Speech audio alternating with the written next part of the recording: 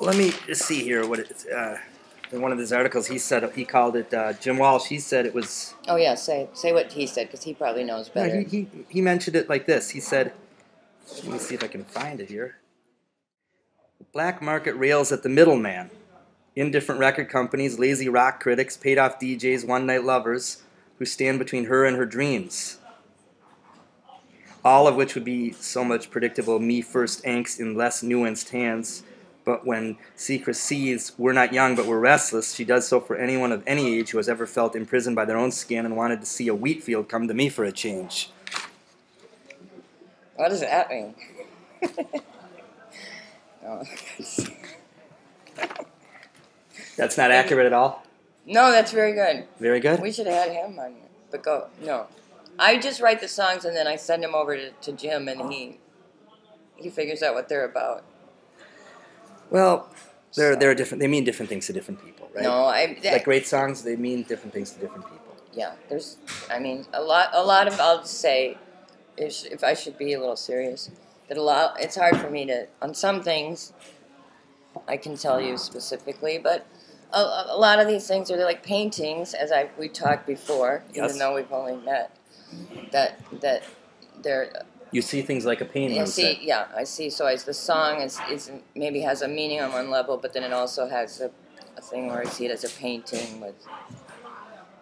When you're up on the stage, is the stage like a painting? Yeah, the audience is like a painting. The audience is like a painting. No. The too? stage, I see. Yeah, I try to see it as how this. Yes. I'm thinking of it how it would look as a painting or part of a film or something. Yeah. Wow. Okay, what about Sweet Wolves? Yeah. Is there a question? Sweet Wolves. Yeah. I remember the line. I always wanted to be. How does it go? I always wanted to be amongst the wolves. I always wanted to be raised by wolves. Raised by wolves. Be their chosen one. I mean, that's pretty self-explanatory. Then we'll move right along to Ghosts I Love. Yeah. Any comments on Ghosts I Love? Well, yeah, I guess Ghosts I Love was, when I wrote that, a lot of these songs, it's hard to explain them because they kind of just came to me, like without me even thinking of them, like as complete songs. And it's like, or like Ghosts I Love, I remember writing that and it just came out in like one nonstop, what's the word, just, fluid thing. And it was like a whole movie I saw of everything that happened. So. Yeah, because I remember on stage you were holding a skeleton with that song. Yeah. Well, it's about, there's some sort of tragedy that happens, and you don't know exactly what, and then it's, so that's what that's about. Okay. I mean, you don't, but I do. I'm tired of chicken. Let me just say one thing about this song. I think it should be an anthem for all women especially. Yeah. Who've had it. Yeah. I mean, I picture like Peter Finch in the movie Network, remember going to the window and yelling, "I'm tired of chicken. I can't take it anymore." Just you've had it with everything. It's very, very good song. Yeah. I don't know if it has to just be for women, but okay, yeah. Could be for anybody who's fed up with anything.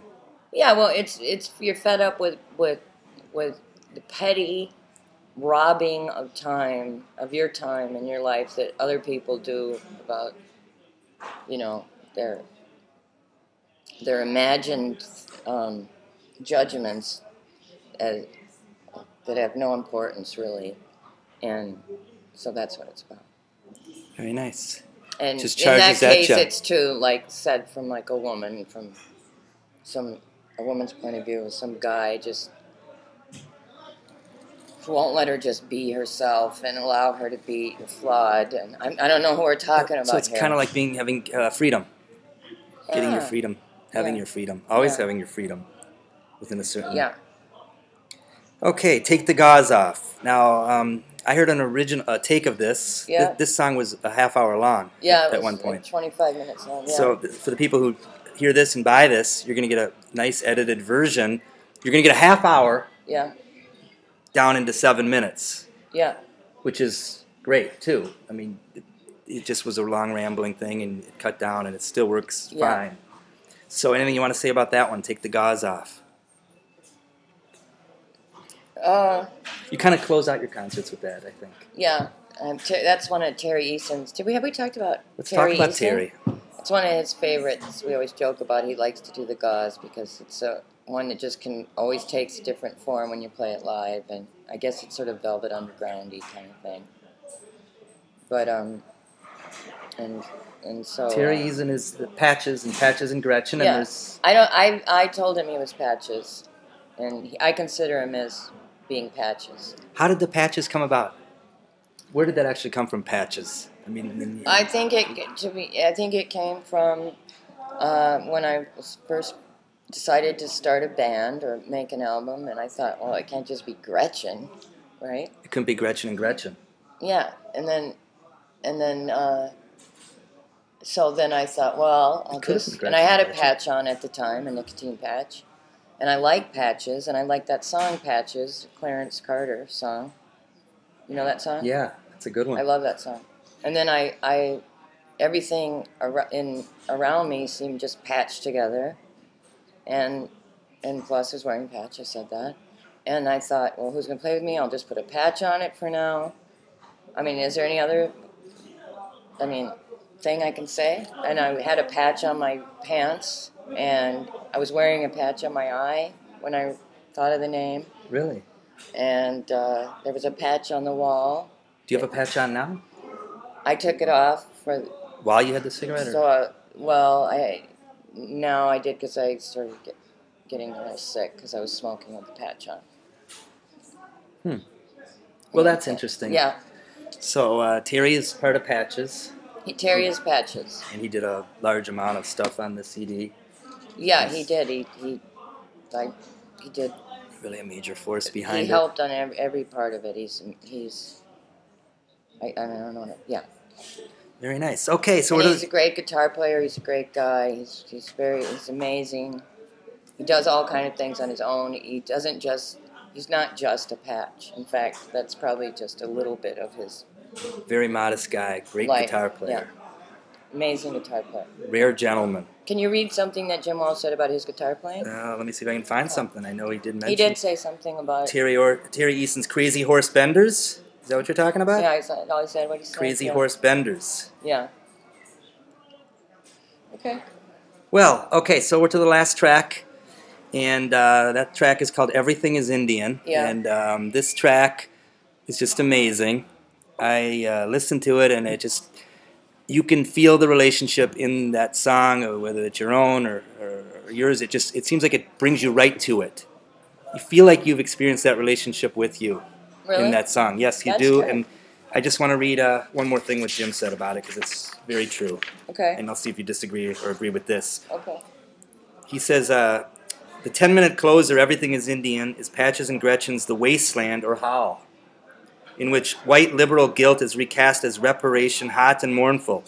Here is the sound of someone tilling raped, hollowed ground, traipsing over Native American landmarks and lakes, and communing with the spirits of the night. Yeah. Very interesting. It's just a masterpiece. There's so much expression in there, and it's a great track. Thank you. What can you tell us about that one? Well, The let's closer see. of the album. And I would like to say you're playing all the guitar on that. Yeah, that's the only song I'm actually playing guitar on. The acoustic guitar. Yeah, the acoustic guitar. And it was, what did you ask me? Oh, What was in that song? What was the writing behind that song? well, I Something think wasn't it's the way you kind of wanted taken it, or- from a point of view of as if it's about a male personal relationship, but at the same time it's about historic relationship, like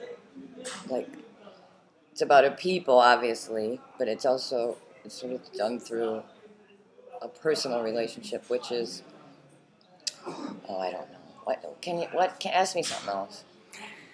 Well, I like the backing track on it. I like it seems like there's people in the background. It's a lot very Lou Reed-ish. Is it? Yeah, maybe we could talk about your influences. Who you listen to? What do you read? Comedians, musicians. Yeah. You No, seem- let's go back to everything is Indian. Okay, I wanted okay. to say Okay. I think what that was is, and then we'll talk about that, is that it's a point where, with anything, and so not even focusing on like sort of Native American thing or whatever, but it's about any time that you know somebody's story, whether it's like a romantic relationship or in a different way, which then, like, then, okay, we're getting lost. I got lost. But then you're, now we got to just end this interview because I just totally got lost. Okay, let's talk about influence. We'll find yourselves. We'll find you, and we can pick it back I up. don't know. Okay, go ahead. Influences? Influences. Look at how Politics. Okay. Politics. No, okay. You said who? Okay. Who are my influences? Who do I like? Musicians? Well, it's kind of when people see these videos and you do a lot of cover versions. Yeah, Bob Dylan. Okay, Bob do Dylan. You do some of his songs in live. Yeah, yeah. You I always try to do one Bob Dylan song live. Yeah. And your makeup, I noticed, is a little Rolling Thunder-ish. Yeah. When you put it on that era, you seem to pick up on that era a lot of the traveling Because carnivalists. it's a good look. I mean, it's really that simple. The white face. It's a good look. It's not. But you're also influenced by other, like, comedians. Like Yeah, you mentioned Phyllis Diller to me. Phyllis Diller, Larry David. There you go. All those old vaudeville guys. I love those guys. Shecky Green. Wow. Guys like that. Who else? You read a lot of books? Different Yeah, I've read a subjects? book or two. Yeah. Any certain ones you keep going back to, or you? Well, There's a lot of classics. the one I always go back to is like the Dummy's Guide to Anxiety and stuff like that. But you weren't talking about that, right? You're anxious? You feel that you have anxiety? Yeah. Oh well, we'll get to that later. But anyhow, what else can we say And about the easy CD? way to quit smoking. I've been reading that a lot. The easy way to quit smoking? Yeah. Oh, okay. Anyhow, so I think we should we'll wrap it up. Yeah, I Unless think we there's should wrap it up. anything else you'd like to say to the people out there? You're going to see this CD everywhere. It's going to be everywhere. And Well, did we say that thing about like half of the town is on the album or is sleeping with someone who was on the album? No, Okay. I didn't know that. Say that I mean, again. really, don't buy it for me. Buy it for all the other people in Minneapolis. And you can read Adam Levy's great liner notes, by the way.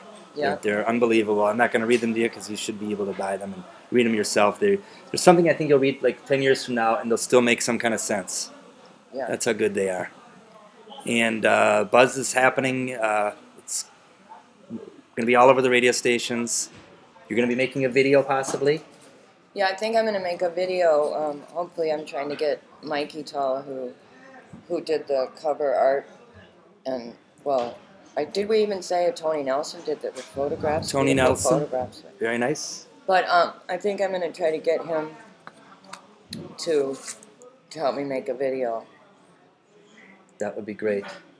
And that'll be for Sugarhead Pie. Yeah. Do you have any concept in mind for that yet?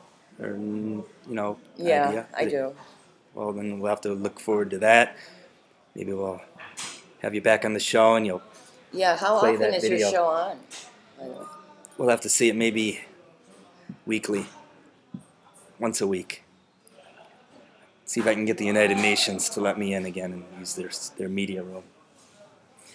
Anyhow, thank you everybody for tuning in. And thank you for being on the show. Thank you very much. And keep on going. I think your wheat field is on its way in very soon. So good luck to you, and we'll see you soon. Okay, thank you. Bye.